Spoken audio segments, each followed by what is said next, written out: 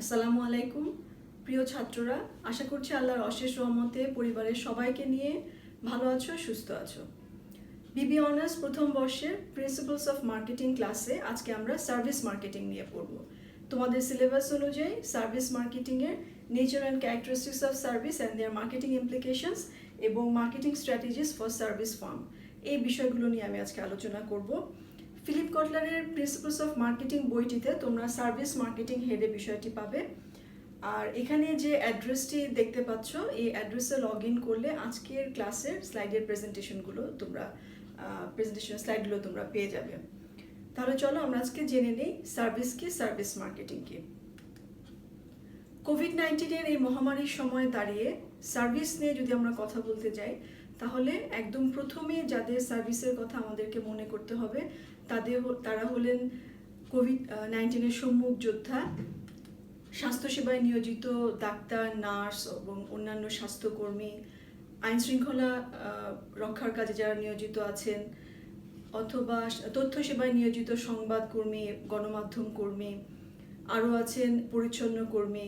এছাড়াও মার্কাজুল অথবা বিদ্যানন্দন ফাউন্ডেশনের মতো স্বেচ্ছাসেবক সংস্থা যারা জীবনের ঝুঁকি নিয়ে আমাদেরকে সেবা দিয়ে যাচ্ছেন, তাদেরকে জানাই আমাদের সেলুট এবং অশেষ কৃতজ্ঞতা। আমাদের সুস্থতার জন্য, আমাদেরকে সচেতন করে তোলার জন্য এবং আমাদের নিরাপদ জীবনের জন্য এরা প্রতিনিয়ত সেবা দিয়ে যাচ্ছেন। অসংখ্য ধন্যবাদ এসব সেবায় নিয়োজিত মানুষদেরকে। সেবামূলক প্রতিষ্ঠানকে কিন্তু আমরা বিভিন্নভাবে পাবো। এখানে বলা হয়েছে সার্ভিস ইন্ডাস্ট্রি ভ্যারি গ্রেটলি। সেবামূলক প্রতিষ্ঠান কখনো গভর্নমেন্ট অর্গানাইজেশন যেমন court, hospital, military, police, fire department, postal service, school etcetera. সেবামূলক প্রতিষ্ঠান কখনো private not for profit organization যেমন কলেজ, মাদ্রাসা, চ্যারিটিস, ফাউন্ডেশনস, হসপিটাল। আবার সেবামূলক প্রতিষ্ঠান কখনো বিজনেস অর্গানাইজেশন, যেটাকে আমরা ফর প্রফিট অর্গানাইজেশনস বলছি, যেমন এখানে airlines, bank, hotel, insurance company, consulting firms, medical and legal practices, অর্থাৎ যাদের প্রোডাক্ট হলো সেবা, সার্ভিস, তারা সার্ভিস প্রোভাইডার হিসেবে পরিচিত। যেমন এখানে আমরা ছবি দেখো মাদ্রাসার private for not for profit অর্গানাইজেশনের আছে মাদ্রাসার ছবি। তারপরে এখানে বিজনেস অর্গানাইজেশনে হোটেলের মধ্যে আমরা আমাদের দেশেই র্যাডিসন এবং হোটেল ইন্টারকনের ছবি আমরা এখানে দেখতে পাচ্ছি। একটা সময় কিন্তু ধারণা ছিল যে মার্কেটিংয়ের যে নলেজ বা যে কনসেপ্টসগুলো আমরা শিখছি, এটা শুধুমাত্র ফর প্রফিট অর্গানাইজেশন বা বিজনেস অর্গানাইজেশনের জন্যই কাজে লাগে। কিন্তু এখন আমাদের ধারণা পাল্টেছে।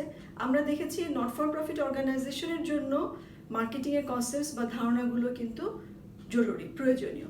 তাহলে চলো আজকে আমরা প্রথমে জেনে নিই মার্কেটিংয়ে সার্ভিসকে কিভাবে ডিফাইন করা হয়েছে।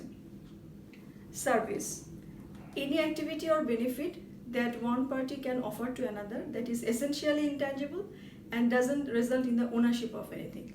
তাহলে মার্কেটিং প্রোডাক্ট বা মার্কেটিং অফারিংস যখন ইনট্যাঞ্জিবল ইন নেচার, অদৃশ্যমান, এবং যেটা পারচেস করার ফলে ভোক্তা বা ক্রেতা কোনো কিছুর মালিকানা বা ওনারশিপ পাচ্ছে না, তাকেই আমরা সার্ভিস বলছি। আমাদের প্রোডাক্টের দুটো ডোমিনেন্সের কথা আমরা জানি, intangible dominance and tangible dominance. Intangible ডোমিনেন্সের মধ্যে আমরা teaching, consulting, airlines, fast food outlets এগুলো পাবো। আবার ট্যাঞ্জিবল ডোমিনেন্সের মধ্যে salt, soft drinks, automobiles, fast food outlets পাবো। খেয়াল করে দেখো, ফাস্টফুডটা কিন্তু আমাদের ট্যাঞ্জিবল ডোমিনেন্সের মধ্যে আছে, ইনট্যাঞ্জিবল ডোমিনেন্সের মধ্যে আছে। ট্যাঞ্জিবল ডোমিনেন্সকে আমরা গুডস বলছি, ইনট্যাঞ্জিবল ডোমিনেন্সকে আমরা সার্ভিস বলছি। তাহলে এখানে ফাস্টফুড আউটলেটসের ভিতরে বা রেস্টুরেন্ট, মোট কথা রেস্টুরেন্টে যে আমরা যখন খাবারটা খাচ্ছি সেটার মধ্যে কিন্তু গুডস এবং সার্ভিস দুটোই অ্যাসোসিয়েটেড আছে। তাহলে পিওরলি গুডস অ্যান্ড পিওরলি সার্ভিসের মাঝামাঝি অবস্থানে যে প্রোডাক্টগুলো আছে, সেই প্রোডাক্টগুলোর মধ্যে কিন্তু সার্ভিস এবং গুডস কম্বিনেশন আছে। এখানে আমরা সল্টের কথাই মনে করো, তুমি যখন একটা 1 কেজি বা সল্ট কিনতে যদি আমি যাই, তাহলে আমি সল্টটা কিন্তু দেখে যাচাই করে পরখ করে কিনতে আমি পারবো, কারণ এটা আমি দেখতে পাচ্ছি। এটা স্বাদ নিতে চাইলে আমি নিতে পারবো। এবং যদি 1 কেজি 35 টাকা দিয়ে 1 কেজি এসিআই সল্ট কিনি, আমি তো বলতে পারবো যে আমি 1 কেজি লবণের মালিক। কিন্তু এয়ারলাইন্সে আমি যদি 50,000 টাকা দিয়েও একটা এয়ারলাইনের টিকিট কিনি, তাহলে আমি কিসের মালিক হলাম? কয়েক টুকরা কাগজের। জাস্ট একটা টিকিটের মালিক হলাম, আমি এছাড়া তো আর কোনো কিছুর মালিক হচ্ছি না। এবং এই যে সার্ভিসটা আমি কীরকম পেতে যাচ্ছি, আমার যে লাগেজ ম্যানেজমেন্ট কীরকম হবে, কেবিন ক্রু আমার সাথে কীরকম বিহেভ করবে, তারা কীরকম সার্ভিস দেবে, বা প্লেনটা কত সুন্দরভাবে টেক অফ হবে বা ল্যান্ড হবে, এগুলো কিন্তু আমি যতক্ষণ পর্যন্ত না সার্ভিসটা গ্রহণ করছি ততক্ষণ পর্যন্ত আমি বুঝতে পারছি না যে আমি কি পেতে যাচ্ছি। তাহলে আমরা দেখছি যে সার্ভিসটা নেচার হলো ইনট্যাঞ্জেবল ইন নেচার, এবং এটা পারচেস করার ফলে ভোক্তা কিন্তু কোনো কিছুর ওনারশিপ পাচ্ছে না। এখানে রেস্টুরেন্ট সার্ভিসের কথা আমরা বলেছি যে রেস্টুরেন্ট সার্ভিসে গিয়ে তুমি যখন প্রিপেয়ার্ড ফুড পারচেস করে নিচ্ছ, সেটা কিন্তু শুধু গুডস, সেটা কোয়ালিটির উপর সব কিছু নির্ভর করছে। কিন্তু তুমি যখন সেই প্রিপেয়ার ফুডটা রেস্টুরেন্টে বসে খাবে, তখন এটা শুধুমাত্র ফুডের কোয়ালিটির উপর কিন্তু সব কিছু ডিপেন্ড করবে না। ফুডটা কত সুন্দরভাবে সার্ভ করা হলো, কি এনভায়রনমেন্টে বসে তুমি খাবারটা খাচ্ছ, সেগুলো কিন্তু তোমার পুরো এক্সপিরিয়েন্সের মধ্যে একটা ফ্যাক্টর। তাহলে এখানে গুডসের সাথে সার্ভিসও আছে। এখানে সেলুন সার্ভিস আছে। তুমি এখানে এখন মনে করো সেলুনে যে তুমি নেইমারের হেয়ার কাটিং বললা, যে নেইমারের হেয়ার কাটিং তুমি চাও, তাহলে নেইমারের হেয়ার কাটিং তুমি তো বুঝতে পারছো না আসলে যে কি সার্ভিস তুমি পেতে যাচ্ছ, এবং যতক্ষণ পর্যন্ত না কাটাটা শেষ হলো, এবং কোনো কিছুর ওনারশিপও তুমি তো পেলা না।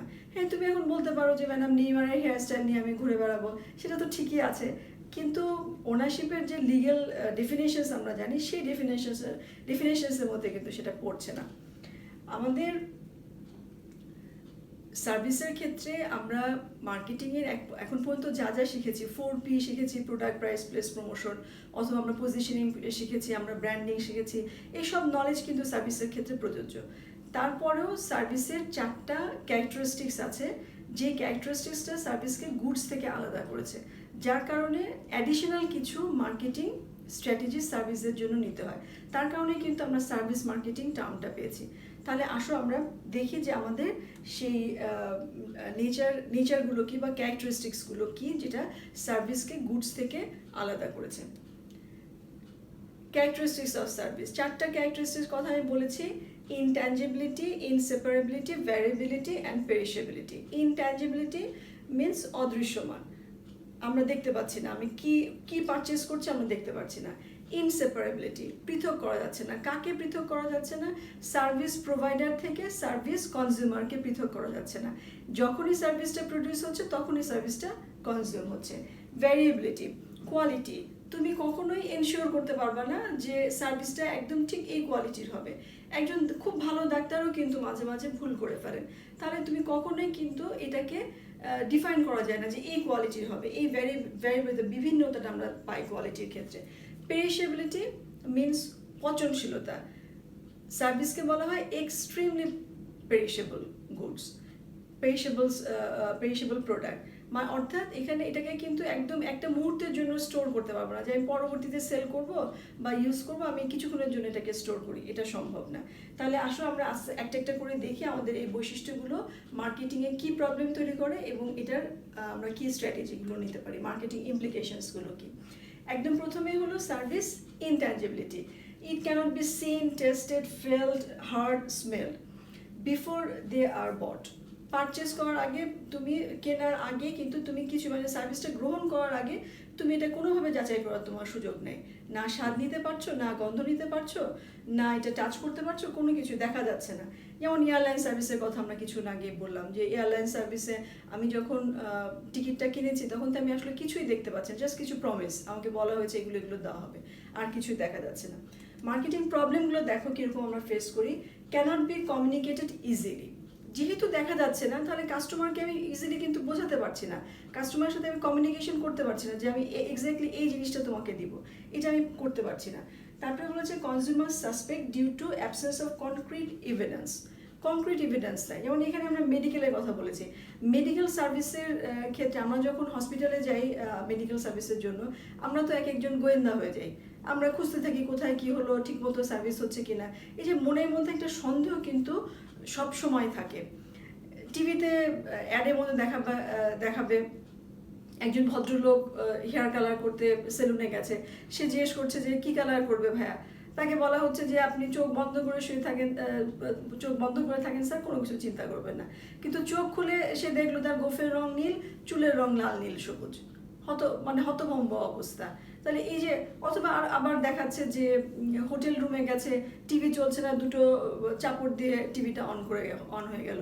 অথবা বিছানায় বসেছে, বিছানা খাট গেছে ভেঙে, বলছে যে ছোট 7টা 22 নম্বর রুমে 7টা ইট লয়ে আয়। তাহলে এই যে মজার মজার দৃশ্যগুলো দৃশ্যায়ন হয় সার্ভিস নিয়ে, এটা কিন্তু আসলে কাস্টমারের মনের সন্দেহটার উপরে ভিত্তি করে। আমরা যখন সার্ভিস নিতে যাই আমাদের মনে কিন্তু এই সন্দেহটাই কাজ করে। যেমন আমি হেয়ার কাটিংয়ের কথা বললাম, তুমি যখন যাচ্ছ সেলুনে নেইমারের মতো হেয়ার স্টাইল করতে, তোমার মনের মধ্যে কিন্তু একটা সন্দেহ সবসময় থাকবে যে আসলেও কি আমাকে নেইমারের হেয়ার স্টাইলটা সে করতে পারবে, নাকি চুল কাটার পরে দেখে মার দিতে ইচ্ছা করবে। তাহলে এই যে সন্দেহটা, এইটা আমাদের কাস্টমারদের মনে সবসময় থেকে যায়, এটা একটা সমস্যা। তারপরে কি বলা হয়, দেখো comparative presentation is not possible. একটা দোকানে তুমি শার্ট কিনতে যাও, তুমি দোকানিকে বলো ভাই আপনি কেন 500 টাকা চাচ্ছেন, আগের দোকানে তো এটার দাম 400 টাকা চেয়েছে। দোকানির সাথে সাথে তোমাকে বলবে যে ভাই আপনি শার্টটা একটু ধরে দেখেন, কাপড়টা কত ভালো, সেলাইটার দিকে তাকিয়ে দেখেন সেলাইটা কত ফাইন সেলাই। এই যে সাথে সাথে সে কম্পারেটিভ একটা প্রেজেন্টেশন সে করলো, এটা সার্ভিসের ক্ষেত্রে সম্ভব না, এটা একটা সমস্যা। Pricing is difficult.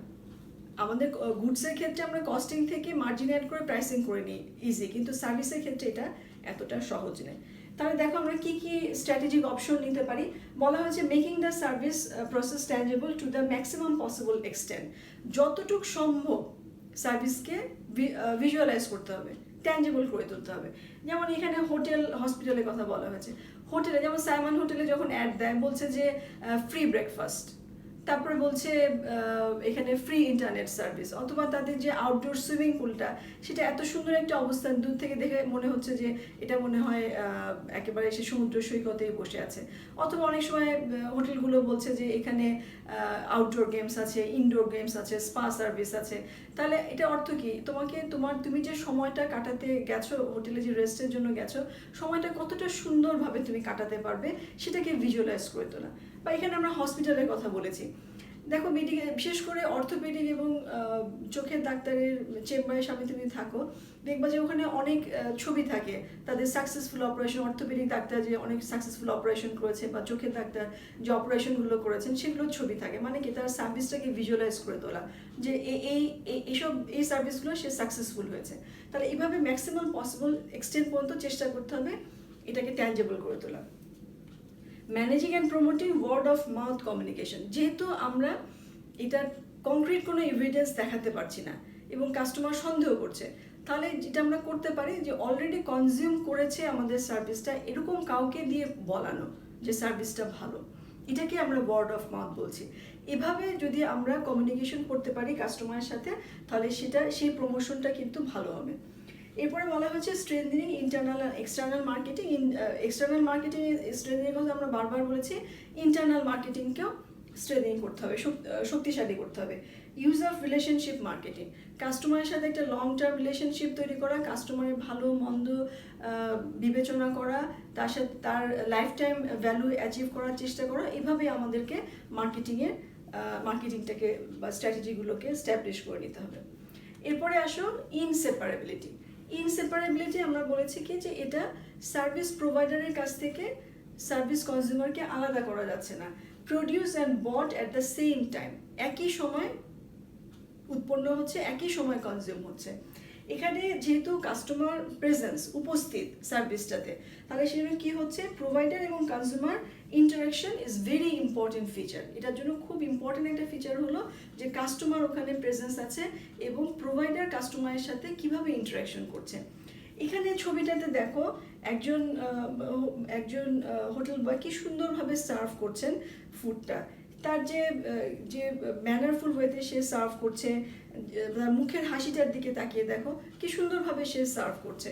তাহলে এই যে তুমি খাবারের যে কোয়ালিটি, এটা তো একটা ফ্যাক্টর বটে, কিন্তু খাবারটাকে যদি সুন্দরভাবে সার্ভ না করে, সে যদি মুখের সুন্দর একটা হাসি উপহার না দেয়, তাহলে আমাদের টোটাল এক্সপিরিয়েন্স, সার্ভিস এক্সপিরিয়েন্সটা কিন্তু ভালো হবে না। এখন তুমি একটা কোনো হোটেলে গেলে তোমাকে যিনি সার্ভ করছেন তিনি হয়তো প্লেটটা ছুঁড়ে দিলেন, ডিশটা ছুঁড়ে দিলেন, একটু ঝোল হয়তো ছলকেই পড়ে গেল, তোমার কেমন লাগবে? বা সে হয়তো গোমরা মুখে তোমাকে সার্ভ করছেন, তোমার কি ভালো লাগবে? তখন কিন্তু খাবারের স্বাদও ভালো লাগবে না। তাহলে এখানে যে সার্ভিস প্রোভাইড করছে এবং যিনি কনজিউম করছেন, এই দুজনের ইন্টারাকশন কিন্তু একটা ফ্যাক্টর আমাদের এখানে। আমরা কি প্রবলেমগুলো ফেস করছি দেখো, customer participation in and effect the transaction. যখন সার্ভিসটা প্রডিউস হচ্ছে তখন কিন্তু কাস্টমার ওখানে প্রেজেন্ট আছে, সুতরাং কাস্টমার অনেক সময় এটা কিন্তু প্রভাবিত করে, তার অ্যাটিটিউড, তার বিহেভিয়ারটা অনেক সময় সার্ভিসকে প্রভাবিত করে। কাস্টমার এফেক্ট ইচ আদার, আবার একজন কাস্টমার আরেকজন কাস্টমারকে কিন্তু প্রভাবিত করতে পারে।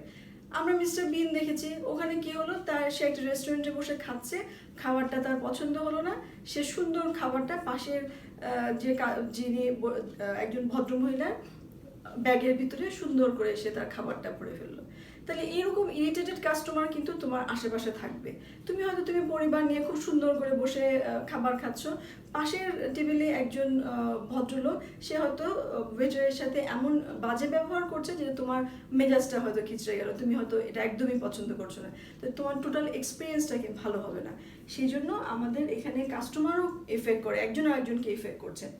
Employee effect the service outcome. এই যে আমি বললাম যে খাবারটা যদি সুন্দর করে সার্ভ না হয়, তাহলে সার্ভিসটা ভালো হবে কি খারাপ হবে সেটা কিন্তু এমপ্লয়ের অ্যাকশনের উপরও ডিপেন্ড করছে।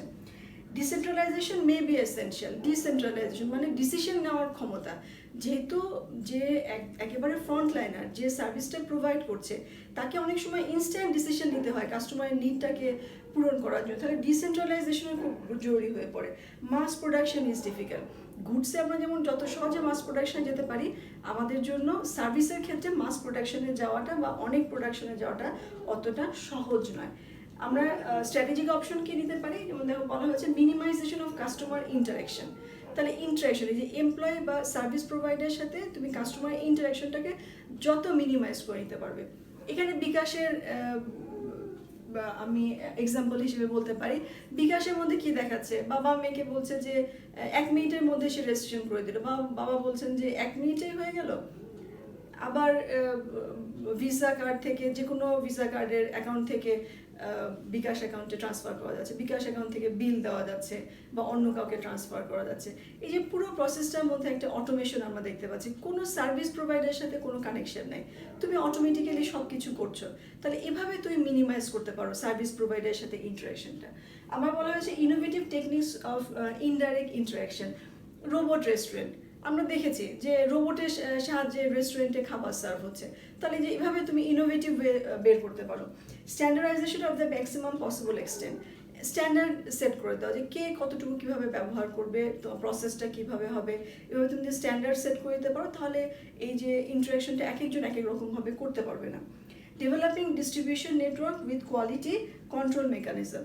তুমি যদি ডিস্ট্রিবিউশন নেটওয়ার্ক ডেভেলপ করতে চাও বা এক্সপ্যান্ড করতে চাও, তাহলে তোমাকে কোয়ালিটি কন্ট্রোল মেকানিজমটা অবশ্যই ফলো করতে হবে। এই যে এখানে রোবটের ছবি আছে, দেখো রেস্টুরেন্টে সার্ভ করছে একজন robot. Indirect way, innovative way to minimize the interaction with service provider and customer. এরপরে আমাদের আছে সার্ভিস ভ্যারিয়েবিলিটি। কি বলেছে যে their quality may vary greatly. কোয়ালিটিটা ভ্যারি করছে। এই যে আজকে আমি তোমাদের ক্লাস নিচ্ছি, হয়তো আজকের ক্লাসটা ভালো, এর আগের ক্লাসটা ভালো ছিল না, এরকম হতে পারে। বা আজকে তুমি যতটুকু মনোযোগ দিয়ে শুনছো, গত ক্লাসে হয়তো সেরকমভাবে মনোযোগ দিয়ে শোনো নেই। তাহলে এই যে সার্ভিসটা কিন্তু সব কিছু নিয়েই ডিপেন্ড করছে। তাহলে এই বিভিন্ন কারণে আমরা অনেক আনকন্ট্রোলেবল ফ্যাক্টর পাবো, যার কারণে আমাদের এই সার্ভিসটা ভ্যারি করছে। এবং depending on who provides them and when, where and how. কে প্রোভাইড করছে, কখন করছে, কোথায় করছে, কিভাবে করছে, এটার উপরে কোয়ালিটি ডিপেন্ড করে। তাহলে কি প্রবলেমগুলো আমরা ফেস করছি দেখো, service delivery and customer satisfaction depend on employee action. Employee কিভাবে বিহেভ করছে তার উপরে ডিপেন্ড করবে সার্ভিসটা, তুমি সার্ভিসের কোয়ালিটি কীরকম হবে। Service quality depend on many uncontrollable factor. অনেক আনকন্ট্রোলেবল ফ্যাক্টর আছে। যেমন মনে করো তুমি একটা রেস্টুরেন্টে গেছো, ফ্রেন্ডরা মিলে আড্ডা দিচ্ছ, চা নাস্তা অর্ডার করেছো, চা নাস্তা চলে আসলো, তোমার মনে হবে যে বা এত তাড়াতাড়ি চলে আসলো, আড্ডা তো এখন শুরুই হলো না। সেই তুমি একই রেস্টুরেন্টে গেছো, মনে করছো যে একটু চা নাস্তা খেয়ে বাস ধরবো, তখন তোমার মনে হবে যে কি ব্যাপার, এত দেরি করছে কেন, এত স্লো কেন সার্ভিস। তাহলে একই সার্ভিস একই জায়গায় একই সার্ভিস তোমাকে দেওয়া হলো, কিন্তু তো জাস্ট বিকজ তুমি ডিফারেন্ট সিচুয়েশনে আছো, তুমি কিন্তু সার্ভিসটাকে ডিফারেন্টভাবে এটাকে তুমি ভেরিফাই করছো, তাহলে কোয়ালিটি তোমার কাছে চেঞ্জ হয়ে গেছে। তাহলে এরকম অনেক আনকন্ট্রোলেবল ফ্যাক্টর আছে যে ফ্যাক্টরগুলো আমাদের সার্ভিসের কোয়ালিটিকে প্রভাবিত করে। Quality can be determined only after the service is consume. যখন আমি সার্ভিসটা কনজিউম করে ফেললাম, কাস্টমার সার্ভিসটা কনজিউম করে ফেলো, তারপরে সে কিন্তু জাজ করতে পারবে যে কোয়ালিটি কেমন হলো।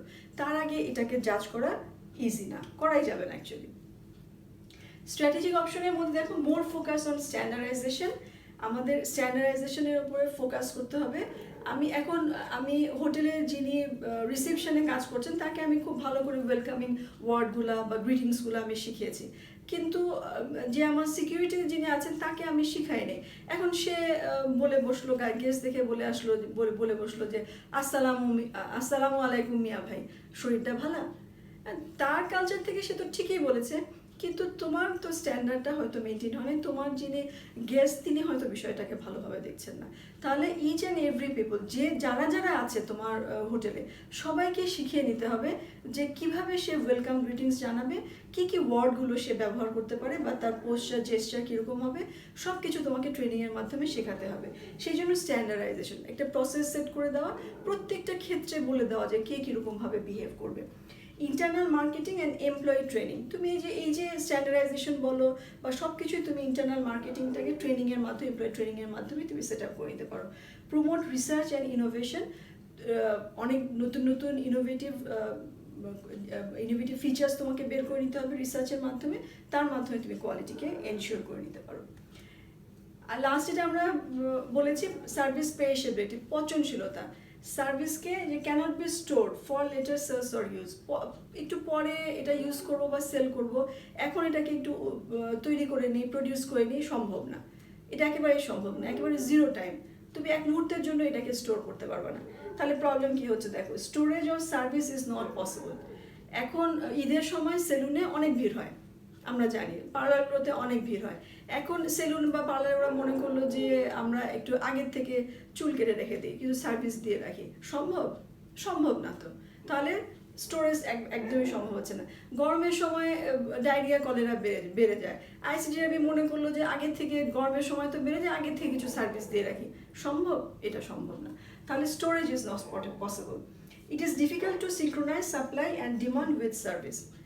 ডিমান্ড যদি স্টেবল হয় তাহলে সমস্যা নেই, কিন্তু যখন ডিমান্ডটা ভ্যারি করে, টাইম টু টাইম ভ্যারি করছে, কখনো বাড়ছে কখনো কমছে, এই যে আপস অ্যান্ড ডাউনসটাকে তুমি যখন দেখবে বা পাবে সার্ভিসের ক্ষেত্রে, তখন এই সিনক্রোনাইজেশনটা কিন্তু খুব টাফ হয়ে যায় সাপ্লাই উইথ ডিমান্ড, কারণ তোমার ক্যাপাসিটি তো লিমিটেড, তখন এটা ভীষণ ডিফিকাল্ট। এরপরে বলা হয়েছে কি service cannot be return or resold. যদি সার্ভিসটাকে তুমি রিটার্ন করতে চাও সম্ভব না, আবার পুনঃবিক্রয় করতে চাও সম্ভব না, এগুলো হলো প্রবলেম। তাহলে দেখো আমাদের মার্কেটিং ইমপ্লিকেশনসগুলো কি, demand management, capacity management, tactical approach. তাহলে ট্যাকটিক্যাল বিভিন্ন অ্যাপ্রোচ ব্যবহার করে তোমাকে তোমার ক্যাপাসিটির মাঝখানে ডিমান্ড ম্যানেজমেন্ট করতে হবে। যেমন আমি সেলুনের কথা বললাম, এখন সেলুনরা কী করতে পারে, যেহেতু ঠিক ঈদের আগের সপ্তাহে হয়তো ভিড়টা বেশি হয়, সে মনে করতে পারে ঠিক আছে আমি 15 দিন আগের থেকে একটা ডিসকাউন্ট অফার দিয়ে দিই, যাতে করে তার ডিমান্ডটা শিফট হয়ে আসলো। এভাবে বিভিন্ন ট্যাকটিক্যাল অ্যাপ্রোচ সে কিন্তু ব্যবহার করতে পারে, যাতে করে সে এই যে সার্ভিস পেরিশেবিলিটির যে প্রবলেমটা এটাকে ফেস করতে পারে। তাহলে আমরা এতক্ষণ nature and characteristics of service আমরা দেখলাম। এখন আমরা যেটা দেখব, সার্ভিস ফার্মগুলো কী ধরনের মার্কেটিং স্ট্র্যাটেজি গ্রহণ করছে এই তাদের সার্ভিসের যে স্পেশাল 4টা ফিচার্সের জন্য। এখানে আমরা 4টা স্ট্র্যাটেজি পেয়েছি। দ্য সার্ভিস প্রফিট চেইন, এটার মধ্যে ইন্টারনাল মার্কেটিং আর ইন্টারেক্টিভ মার্কেটিং, এই দুটো টার্ম আমরা নতুন পাবো। আর আছে ম্যানেজিং সার্ভিস ডিফারেন্সিয়েশন, তারপর আছে ম্যানেজিং সার্ভিস কোয়ালিটি, এরপর আছে ম্যানেজিং সার্ভিস প্রোডাক্টিভিটি। আসলে আমরা একটা করে দেখি এগুলো কি, এই স্ট্র্যাটেজিগুলো কি। দ্য সার্ভিস প্রফিট চেইন, এটা হলো আমাদের ইনসেপারেবিলিটি যে নেচারটা, এই নেচারের জন্য আমরা এই সার্ভিসটা আমরা সার্ভিস ফার্মের ক্ষেত্রে দেখবো। সার্ভিস প্রফিট চেইন একটা চেইন আছে। দেখো আমরা যদি ইন্টারনাল সার্ভিস কোয়ালিটিকে এনশিওর করতে চাই, তাহলে আমাদের প্রথমে যেটা করতে হবে satisfied and productive service employee তৈরি করতে হবে। তোমার এমপ্লয়ি যখন স্যাটিসফাইড এবং প্রোডাক্টিভ, তখনই সে কি করতে পারবে, গ্রেটার সার্ভিস ভ্যালু তৈরি করতে পারবে।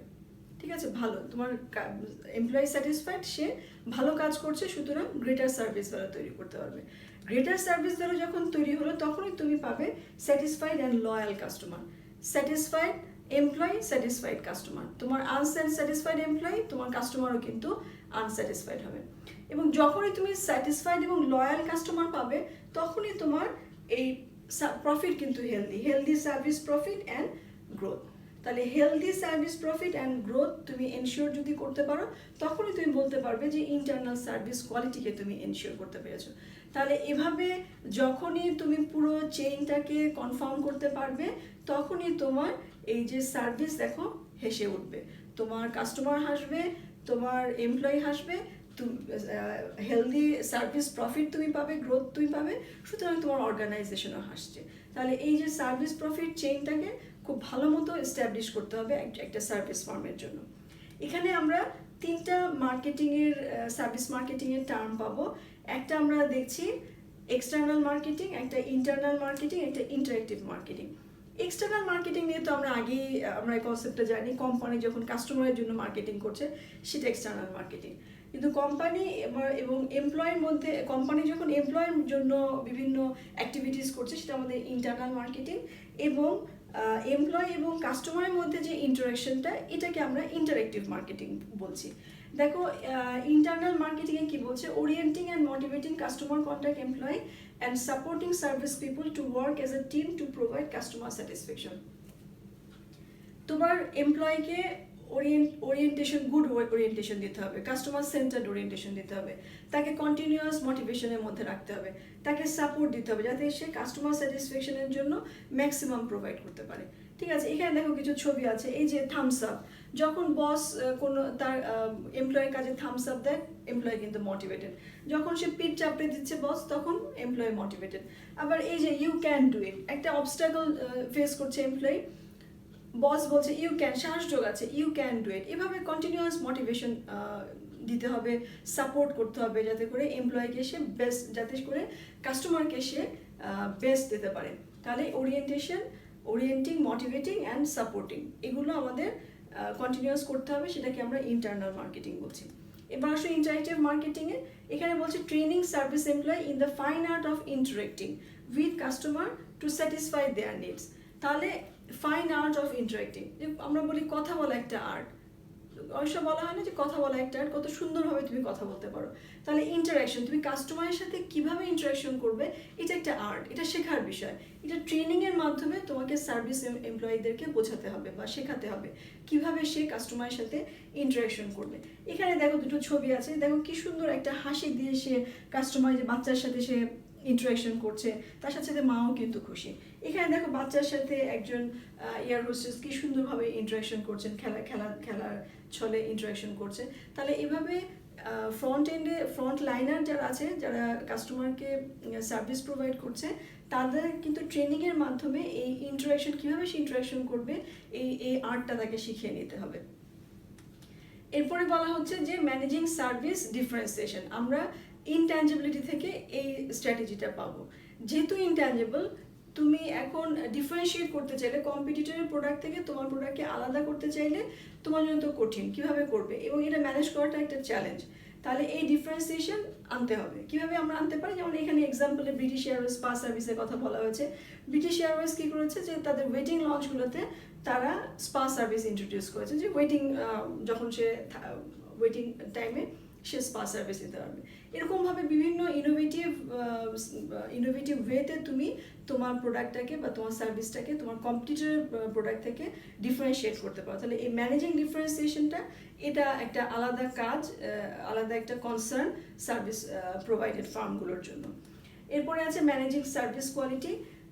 তুমি কোয়ালিটিকে কীভাবে এনশিওর করবে, কোয়ালিটিকে এনশিওর করতে হলে প্রথমে যেটা বলা হচ্ছে জিরো ডিফেক্ট সার্ভিস, কোনো ডিফেক্ট থাকবে না। যখন তুমি বলছো কোনো ডিফেক্ট নেই, তার মানে তো ভালো, বেস্ট কোয়ালিটি। এরপরে বলা হচ্ছে সার্ভিস রিকভারি, যদি কোনো কারণে সার্ভিসের ছোটোখাটো ভুল ত্রুটি হয়েও থাকে, সেটা রিকভারি করার চেষ্টা করতে হবে, তাহলে তুমি কোয়ালিটি এনশিওর করতে পারবে। Empower frontline service employees to give them the authority, responsibility and incentive they need to recognize, care about and tend to customer needs. তাহলে কাস্টমারের নিডকে রিকগনাইজ করার জন্য বা কেয়ার করার জন্য তার যতটুকু রেসপন্সিবিলিটি দরকার, তার যতটুকু অথরিটি দরকার, ইনসেন্টিভ দরকার, সেটা তাকে দিতে হবে। ফ্রন্টলাইনার যারা সার্ভিস এমপ্লয়ি তাদেরকে সে ব্যাপারে এম্পাওয়ার করতে পারবে। তারা যখন ডিসিশন মেকিংয়ে নিজেরা নিজেদের ডিসিশনটা নিতে পারবে বা ইনস্ট্যান্ট ডিসিশন নিতে পারবে, তখনই কিন্তু কাস্টমারকে তার নিড অনুযায়ী তার সার্ভিসটা দিতে পারবে এবং কাস্টমার স্যাটিসফাইড হবে। এরপরে আমরা পাবো ম্যানেজিং সার্ভিস প্রোডাক্টিভিটি। এটা হলো আমাদের সার্ভিসের পেরিশেবিলিটি নেচারের জন্য আমরা এই ব্যবস্থাপনাটার কথা বলছি। এখানে কি বলছে, ট্রেন কারেন্ট এমপ্লয়িজ। তুমি কারেন্ট যে এমপ্লয়িজ যারা আছে তাদেরকে ট্রেনিং দাও, ট্রেনিংয়ের মাধ্যমে তাদেরকে শিখে নাও যে যখন প্রেশারটা আসবে বা ডিমান্ড হঠাৎ করে দিয়ে বেড়ে যায় কীভাবে সে কাজটা করবে। Hire new employees who will work harder or more skillfully. তাহলে নতুন এমপ্লয়ি তুমি সে সময় নিয়োগ করতে পারো যারা অনেক স্কিল এবং অনেক ভালো, অনেক বেশি পরিশ্রমী।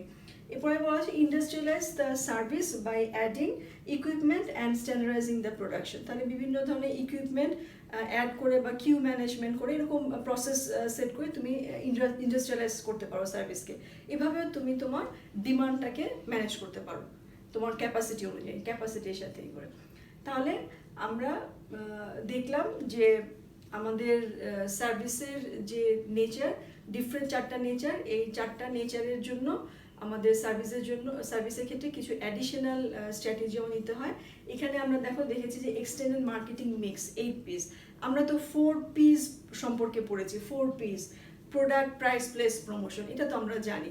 কিন্তু এখানে বলেছে রিথিঙ্কিং দ্য অরিজিনাল 4 পিস। যে 4 পিসটা আমরা শিখেছি সেই 4 পিসকে আবার একটু নতুনভাবে চিন্তা করতে হবে। যেমন এখানে প্রোডাক্টকে বলেছে এলিমেন্টস, মানে কি তুমি প্রোডাক্ট যেহেতু দৃশ্যমান না, সেজন্য আমরা কি করছি, ছোট ছোট এলিমেন্ট অ্যাড করে সার্ভিসটাকে প্রোডাক্টটাকে দৃশ্যমান করার চেষ্টা করছি।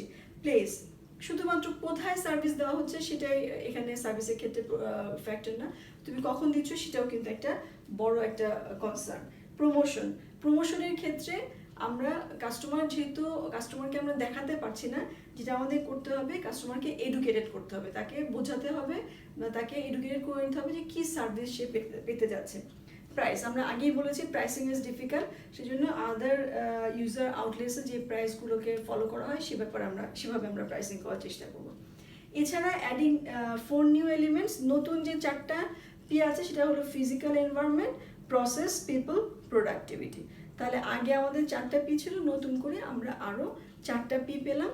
এটা আমাদের 4 পিস থেকে আমরা কেন এক্সটেন্ডেড 8 পিসে চলে গেলাম, কারণ হলো আমাদের এই যে সার্ভিসের 4টা যে অ্যাডিশনাল 4টা যে নেচার আছে, ক্যারেক্টারিস্টিক্স আছে, যেটা নাকি গুডস থেকে সার্ভিসকে আলাদা করেছে, এটার জন্যই কিন্তু আমাদের অ্যাডিশনাল কিছু স্ট্র্যাটেজি সার্ভিসের ক্ষেত্রে বা সার্ভিস ফার্মগুলোকে নিতে হয়। তাহলে আজকে এ পর্যন্তই আমরা আমি শেষ করছি। ইনশাল্লাহ আগামী ক্লাসে আমরা আবার নতুন একটা টপিক নিয়ে আসব। সে পর্যন্ত আমি আল্লাহ হাফেজ জানাচ্ছি। সবাই ভালো থাকবে, আমার জন্য দোয়া করবে। আসসালামু আলাইকুম।